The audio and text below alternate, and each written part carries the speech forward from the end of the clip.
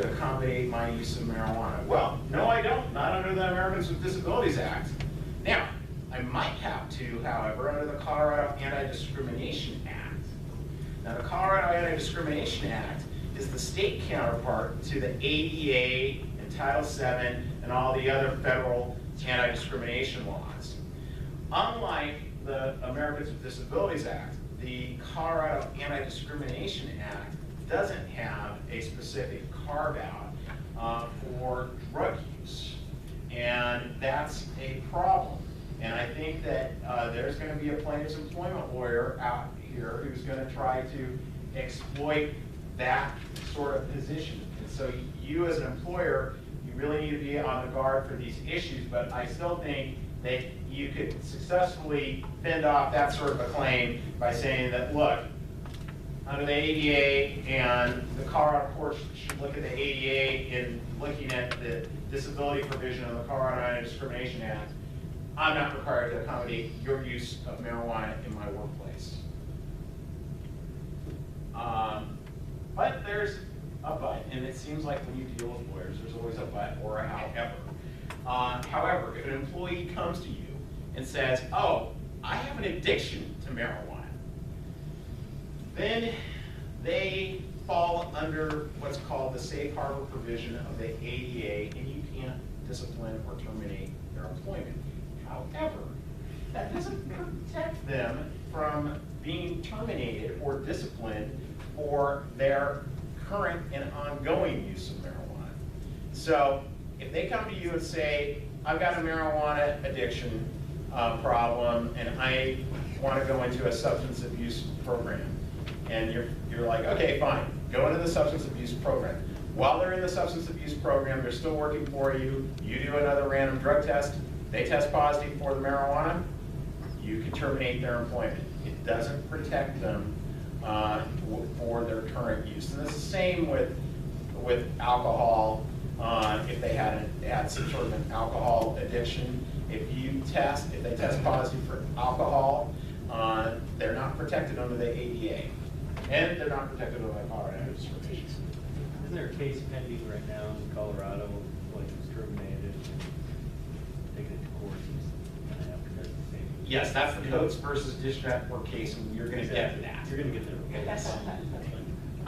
With the accommodating treatment, when it's been disclosed by the employee, can you comment on the importance or lack of importance on the timing of when they disclose it? i.e., does it matter if they disclose before or after they get caught? Typically, they're going to disclose it at either right before they have to take the drug test or right after they take the drug test. That's my experience. I actually worked on a case where the employee was being drug tested and admitted to the HR representative that he had earlier, or the past weekend, had consumed marijuana, or peanut butter laced with marijuana, I'm sorry. Peanut butter laced with marijuana, and so he was likely to test positive, but he had his medical marijuana card, and we fired him anyway, because he tested positive, and he admitted to it. Any thoughts about when they do urinalysis, they usually end up testing for metabolites versus THC in whole blood? Any case law about that so far? Because somebody may be positive for THC 3 or 4 days later, but they're not they don't have active THC in their system, or they're not high. I don't believe there's any cases here in Colorado that have addressed that issue. There may be some cases in other jurisdictions, and that's a really good point. Marijuana can stay in your system for up to 3 to 4 weeks. And right now, as I said earlier, there's not enough research out there to say, okay, when does the marijuana potency, when has it produced so much because of the duration of time that it's no longer causing you to be impaired? We don't know. And that's the problem with marijuana. And for employers, my advice to you is do not get into the argument of impairment or being under the influence. That is a losing argument for employers. because the state legislature last year passed a driving under the influence of marijuana bill. And in that bill, a driver who is arrested and charged with driving under the influence of marijuana can argue in court that they have a high tolerance for marijuana. Think about that. They can argue that they have a high tolerance for marijuana use. If you get a DUI for alcohol, you cannot argue that you have a high tolerance for alcohol. Even though you may really actually have a high tolerance for alcohol. You can't argue that and use that as a defense. But in the marijuana context, you can. And I'm going to guarantee you that there are claims employment lawyers here in town that are going to start making that argument in the employment context. That employer, you shouldn't be allowed to fire my employee because you weren't able to prove that they were impaired or under the influence. And my response is, you're wrong. I can fire this person because I have a zero tolerance policy in my workplace. And your client violated my policy. And as we get to the Coates versus Dish Network case in a minute, we're going to see how that played out and how it's going to play out this summer in the Colorado Supreme Court. But we're getting there. Under the ADA, if the employer accommodates the employee and he gets help, is there any kind of time frame down the road if he were to be tested or something for a specific drug or something like that? Do they still have the right to terminate the employee? Yes, so that's a great question. Let's say that the employee comes forward and says, oh, I've got an addiction to marijuana, for instance, and you offer EAP assistance, and the person goes into an outpatient substance abuse treatment program, and then can you do a random drug test, say 6 months later after they've completed the outpatient treatment program, and if they test positive, terminate their employment? The answer is yes. And this is typically what happens if somebody comes forward in that sort of a situation. We're going to put them on what I call a last chance agreement. The last chance is we could, and typically how this turns out is the person either volunteers right before they take the drug test or right after they take the drug test.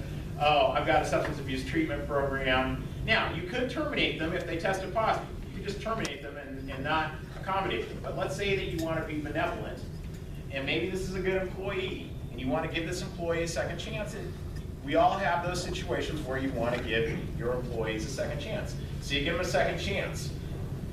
I put them on a last chance agreement that says, we can terminate you right now because you have violated our zero tolerance substance abuse policy because you tested positive for THC, the active ingredient of marijuana. However, if you successfully complete this treatment program and you continue to follow all of our policies and procedures, don't have any other violations, and when I say any other violations, not just testing positive for marijuana, but any violations of any of your workplace policies.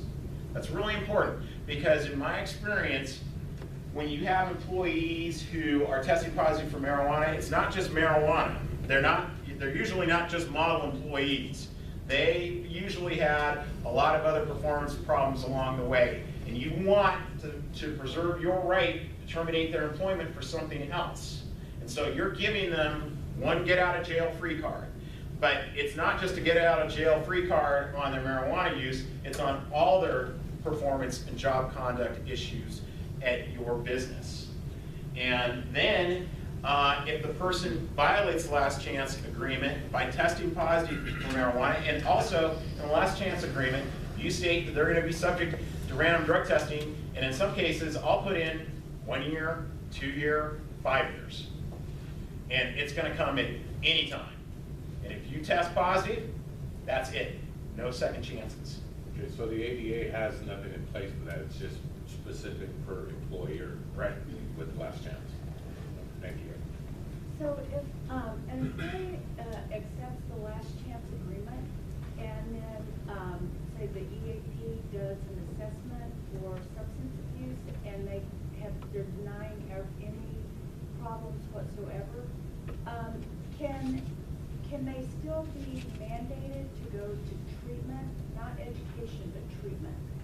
So, okay, so the question is, let's say that the person goes and has a alcohol drug evaluation, and it comes back that doesn't indicate this person has an addiction, for instance. Can you as an employer still require that person to go get treatment or complete treatment?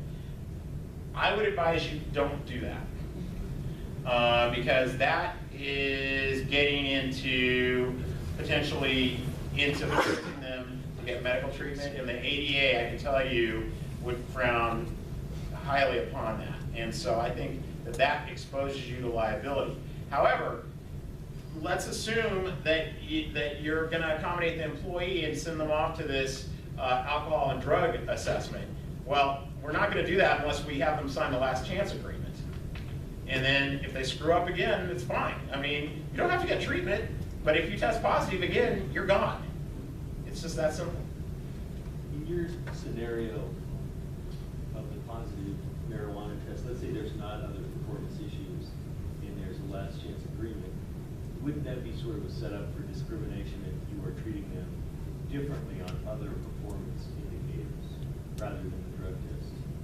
Well, Does that make sense? okay, so the question Would you treat is, them differently? Let's say they, I don't know, all of a sudden absentee is an issue, but you're treating them differently than you're treating other employees. okay, so the question is, let's say that you have an employee on a last chance agreement for substance abuse.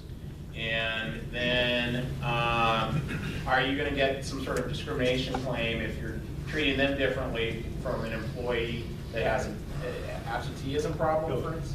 I think what you said is that, so your stance on the last chance agreement is that you're not just holding them sort of extra accountable for substance abuse, but you're holding them super accountable for other performance issues. Right. I'm saying if they haven't demonstrated other performance issues other than the positive drug test, isn't that a setup for potential discrimination suit? I don't think so, because, and the reason why is that you can fire them right now. You are giving them one last chance, okay? And so it's, in my mind, it's not just the last chance not to test positive for marijuana. It's a last chance in terms of your overall job performance. And so you, employee, you have to understand we're really giving you a added benefit because we could terminate your employment immediately. So you have a choice. You can quit, or you can let us terminate you, or if you want to keep your job, this is what you're going to have to agree to. Now, as long as what we're having to agree to is not discriminatory, it doesn't violate federal or state or local anti-discrimination laws, we can say, look, here's the deal. You know, and they may object, and it's like, you can object and we'll terminate you. I think what Patrick's getting at, and I know this is true in some workplaces, is once somebody's identified as a drug user, they have a mark on their forehead, and that could be discriminatory toward them on other workplace issues, even though they weren't there to begin with. Now they're a drug user, and there's companies that say, let's get rid of the drug users. You know, I would say though that if you just look at it from an employee who's violated a workplace policy, like say absenteeism, if I know that I have an employee who has chronic absenteeism problems, it's the same situation. They've got that mark too, and they may be on that same kind of last chance agreement.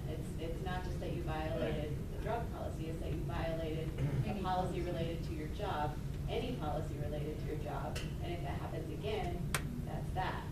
Right. And you said in anger. And- You can get a last chance agreement for Behavior, anger sure. too, or, you know, Right. lying. But how many times, I've worked with a lot of HR groups in my career, and I cannot count the number of times an HR person asked me, what drug were they on?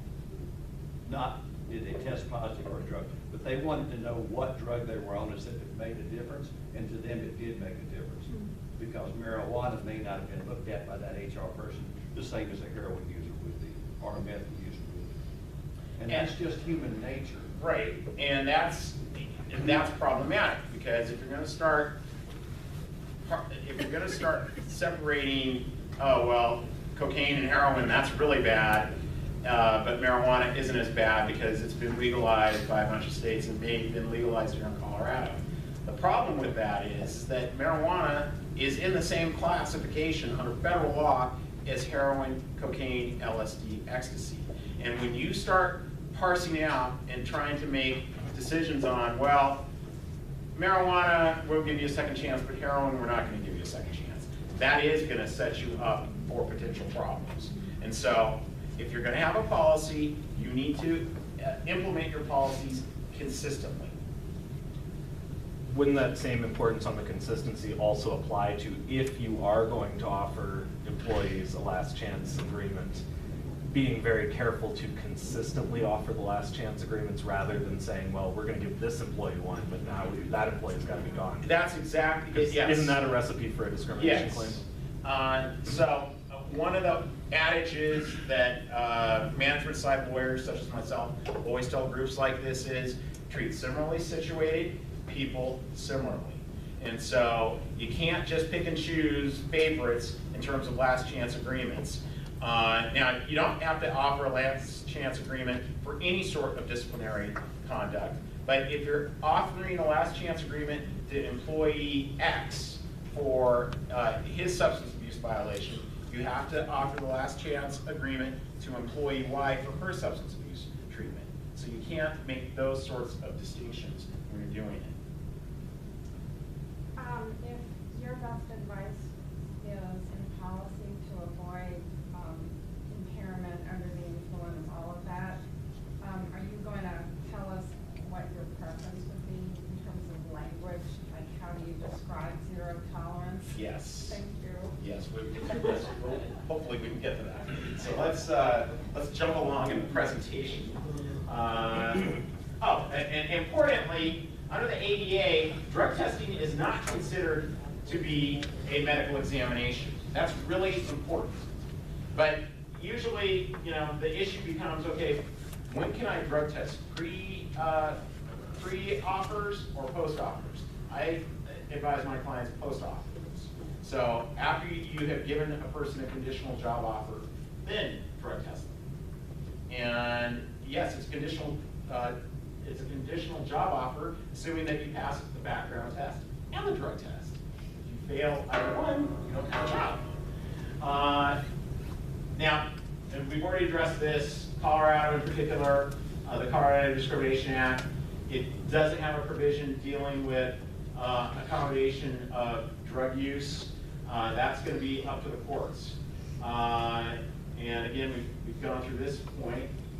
But the bottom line under federal law is that it's still illegal, marijuana possession and use, and the cultivation, distribution are criminal acts under federal law.